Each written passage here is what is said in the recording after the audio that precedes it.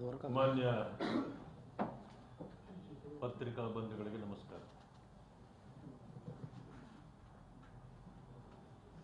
ಇವತ್ತೇನು ಈ ಘಟನೆ ನಡೆದಿತ್ತು, ಆ ಗ್ರಾಮಕ್ಕೆ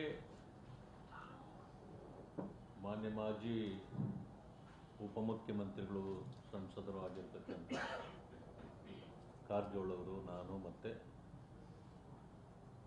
ಹಲವು ಮುಖಂಡರು ಭೇಟಿ ಕೊಟ್ಟಿದ್ದೇವೆ. ಬಹಳ ಮನಸ್ಸಿಗೆ ಬೇಸರ ಆಗುತ್ತೆ, ನೋವಾಗುತ್ತೆ. ಯಾಕೆ ಅಂತಂದ್ರೆ ಬುದ್ಧ, ಬಸವ, ಬಾಬಾ ಸಾಹೇಬ್ ಅಂಬೇಡ್ಕರ್ ಅವರನ್ನ ಹಿಂಬಾಲಿಸುವ ಜನ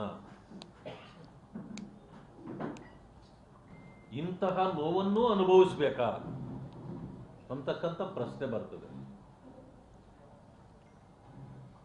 ನಾವು ಅಂದ್ಕೊಂಡಿದ್ದೀವಿ ಜಾತಿಗಳೇ ಹಳಿದು ಹೋಗ್ತವೆ ಅಂತೇಳಿ. ಆದ್ರೆ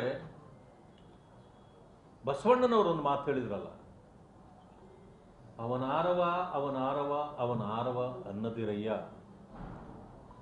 ಅವನ್ ನಮ್ಮವ ಅವನ್ ನಮ್ಮವ ನಿನ್ನಯ್ಯ. ಇದಕ್ಕೆ ಬೆಲೆ ಇದೆಯಾ? ಸಮಾಜವೇ ತಲೆ ತಗ್ಗಿಸ್ತಕ್ಕಂಥ ಕೆಲಸ